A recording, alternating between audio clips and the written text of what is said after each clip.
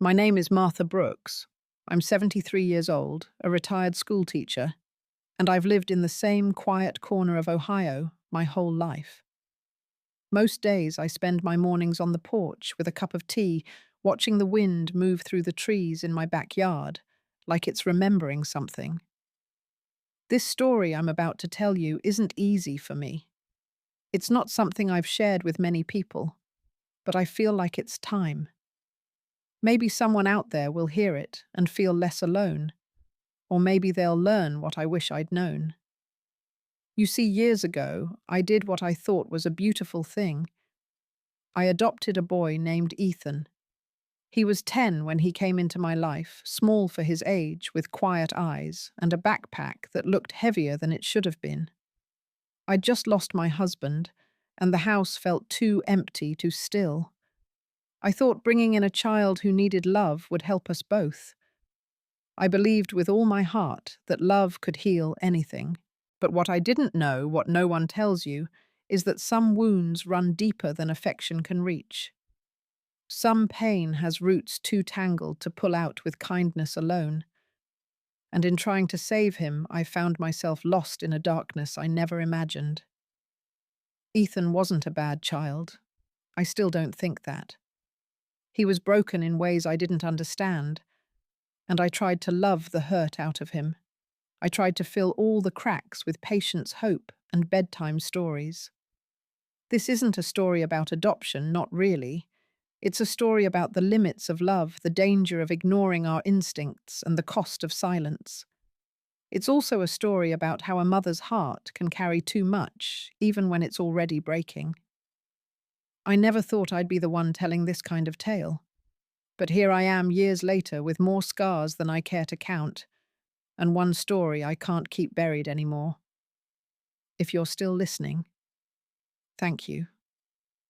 I hope what I'm about to share means something to you because it means everything to me. After Jim passed, the silence in our house became unbearable. 42 years of marriage don't just fade into the walls. I'd walk through each room expecting to hear his voice, only to find that same heavy stillness pressing in. I lasted nearly 6 months like that. Then one Sunday afternoon, sitting at the kitchen table with my sister, she said something that stuck. Maybe you have more love left, Martha, and maybe someone out there needs it. That night, I pulled out my old laptop and looked up foster care agencies in our county. I wasn't thinking of babies or toddlers. I wasn't looking for a second chance at motherhood. I just wanted to help someone who felt as lost as I did. The first time I saw Ethan, he was sitting alone in a corner of the group home's common room, flipping through a torn copy of The Hobbit. He couldn't have weighed more than 70 pounds, though he was nearly 11. His hair was too long for his face, and his arms were covered in small, fading bruises I tried not to stare at. He didn't smile when I sat beside him, just gave me a quick glance, then returned to his book. The caseworker tried to coax him into talking, but he didn't say a word the entire visit. Still, something about him pulled at me like a string I hadn't realized was still connected to my heart. On the drive home, I couldn't stop thinking about him. That silence wasn't rude, it was armored. I remembered how I used to see students like him in my class. Kids who had learned early that keeping quiet was safer than hoping someone would listen. A week later, I told the agency I wanted to move forward. The process was long interviews, background checks, home inspections, but I didn't mind. It gave me time to clean out the guest room and turn it into something warm, something that might feel like home to a boy who'd never had one. When Ethan finally arrived, he brought one small duffel bag and 2 books. That was it. No toys, no pictures, no keepsakes, just 2 well-worn paperbacks and a sweatshirt that smelled like bleach. He said thank you when I handed him a glass of juice, but the words sounded rehearsed, like something he'd been taught to say in every new house. He didn't look me in the eyes, not even once. At dinner, he picked at his spaghetti and flinched when I passed him the salt. That night, I tucked him in and sat beside his bed for a while. I didn't try to talk. I just let the silence stretch. He stared at the ceiling, unmoving, until I got up to leave and whispered goodnight. Over the next few weeks, I did what any mother would do. I cooked his favorite meals once I figured them out.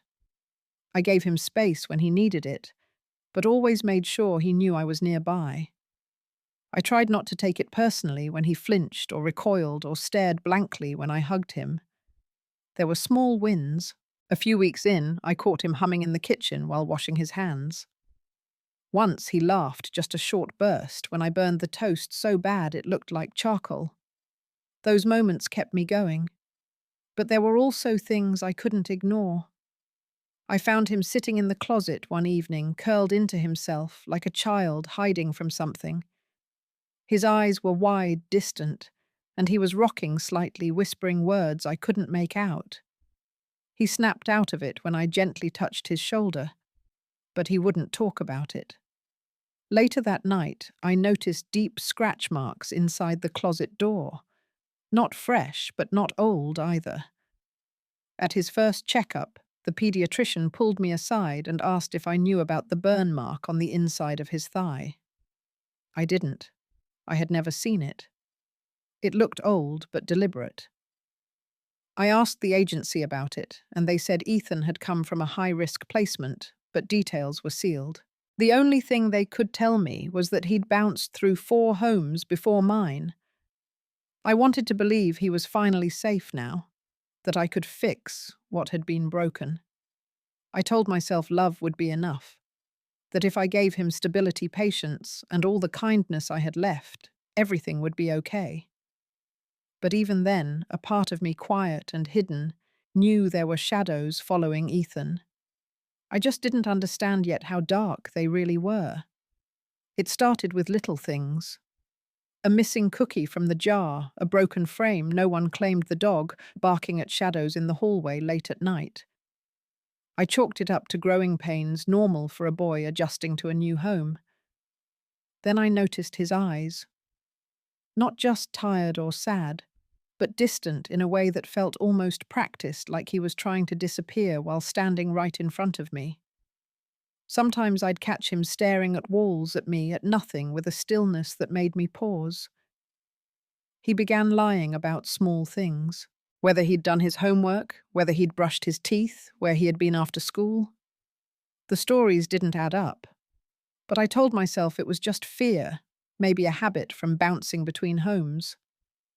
At first, I tried to meet every lie with warmth. I thought if he just felt safe enough, he'd stop needing to hide. But the lies grew bolder, and there were days when he looked at me with a calm defiance that chilled me. His mood started swinging like a pendulum. One afternoon, he'd be quiet and polite, folding his laundry without being asked.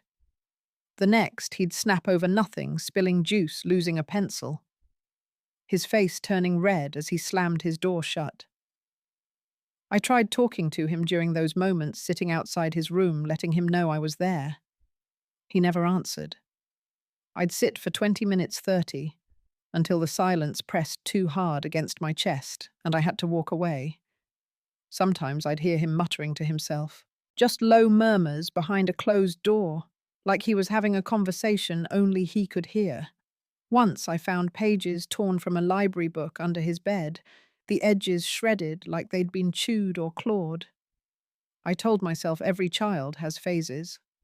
Hormones, trauma. Maybe I was overthinking it all. That maybe my grief was coloring how I saw him.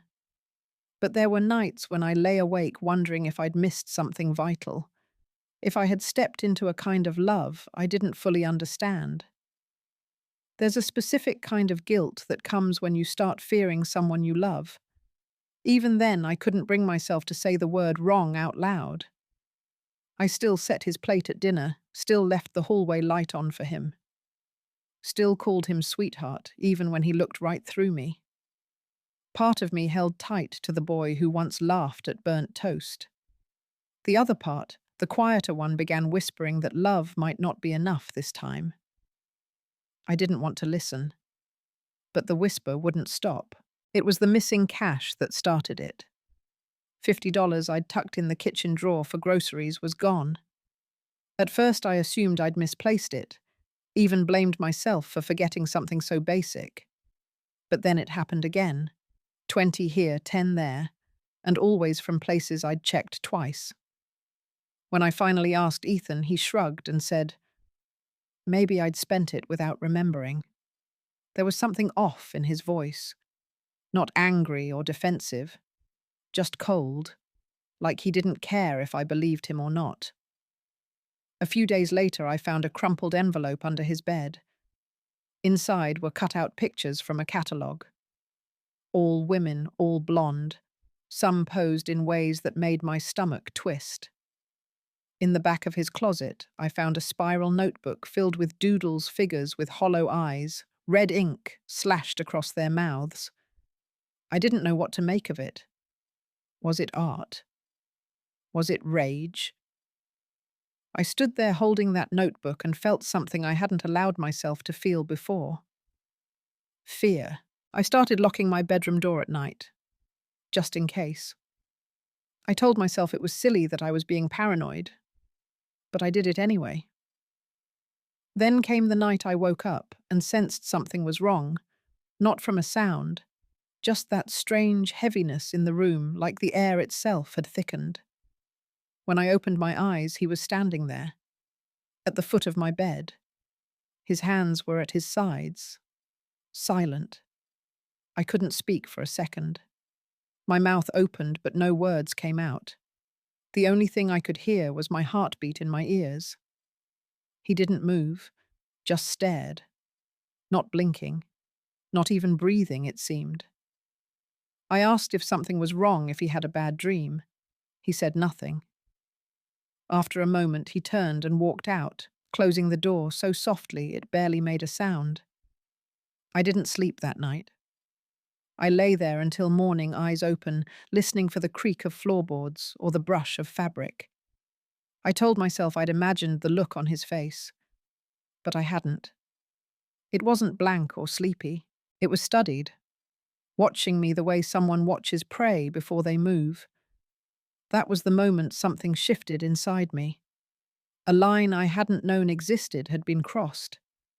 I didn't feel like his mother anymore. I felt like a woman living in a house with a stranger. In the weeks that followed, Ethan grew quieter, but not in the way he had been when he first arrived. This silence felt loaded, like it was hiding something rather than protecting anything. He barely responded when I spoke, and when he did, it was flat and distant. He stopped making eye contact altogether. I used to take comfort in his silence, thinking it meant he was shy or scared. But this felt different. This felt like he was drifting somewhere I couldn't reach. Still, I tried to believe it was just a phase. Adolescence trauma, maybe even depression.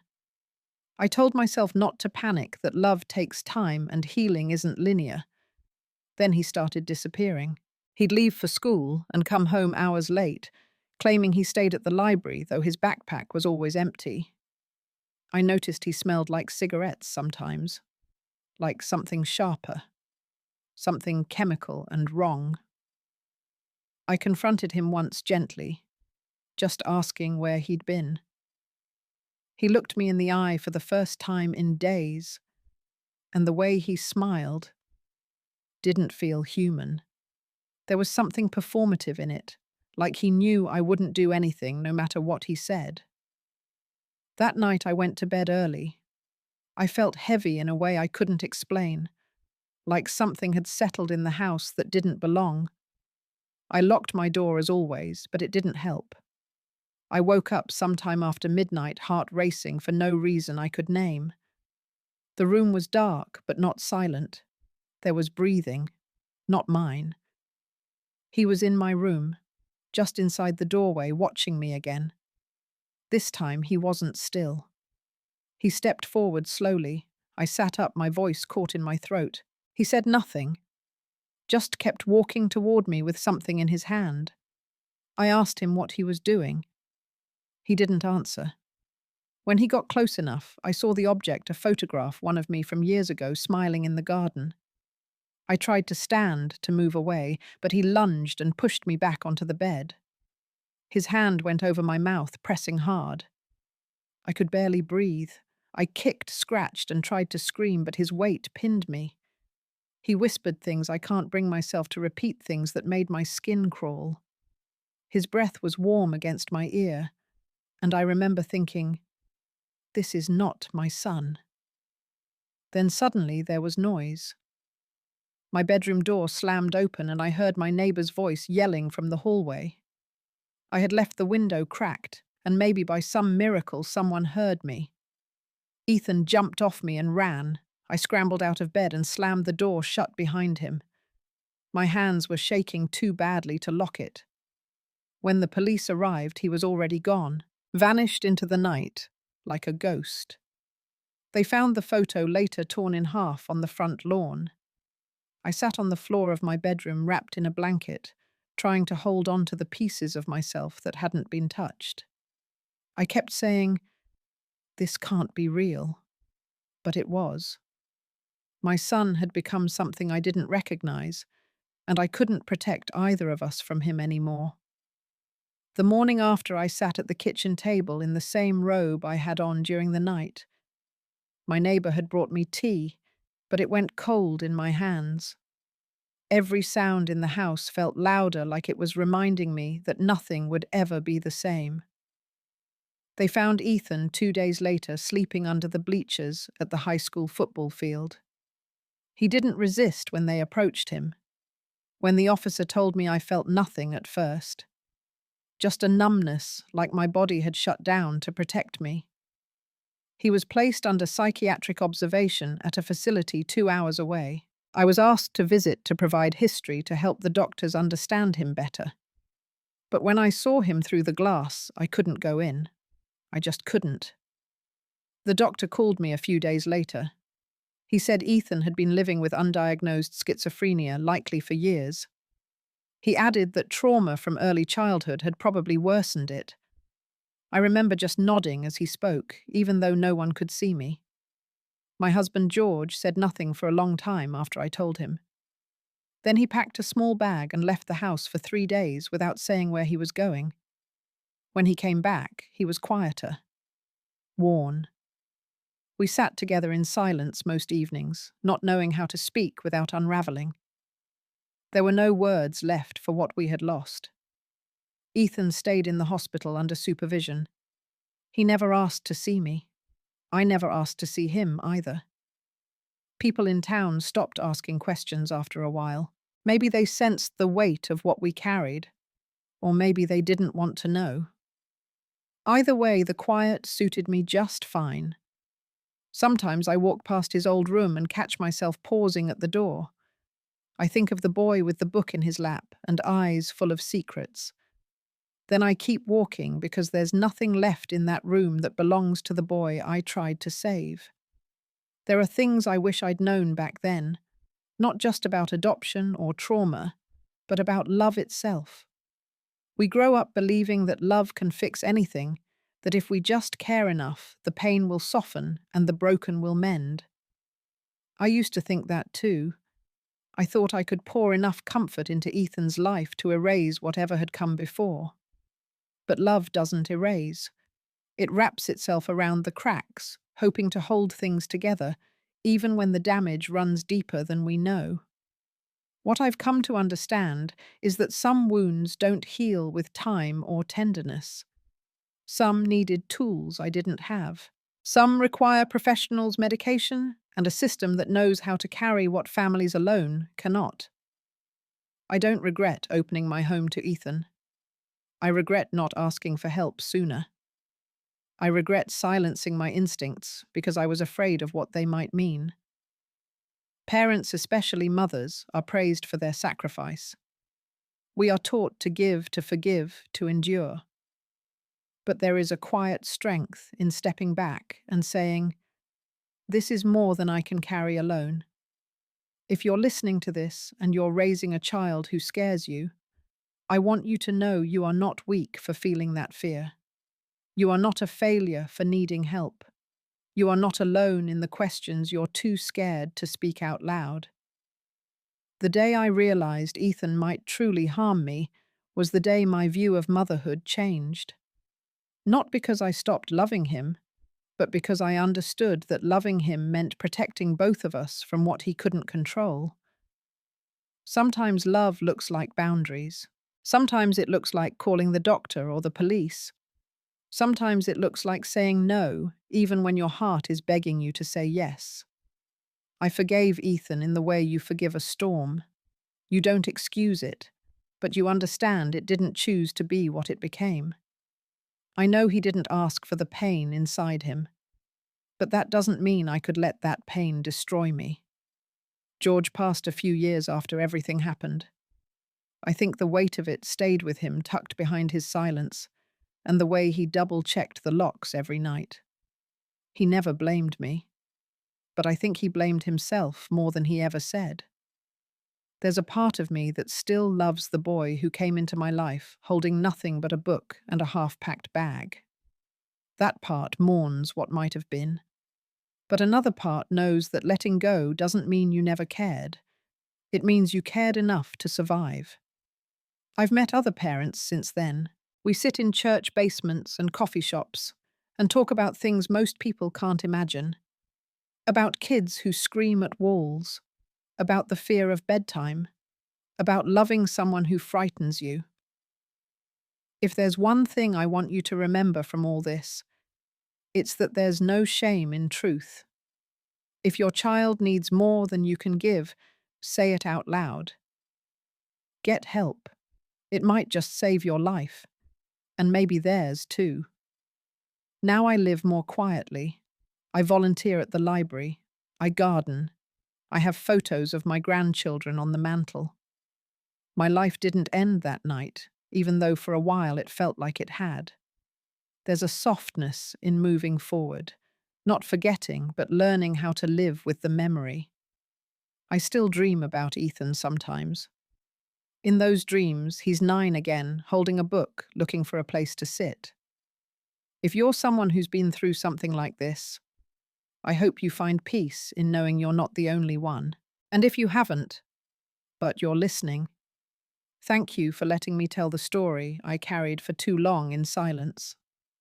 Love is a powerful thing, but sometimes courage is even greater. Courage to speak, to ask, to walk away when you need to. That too is a form of love.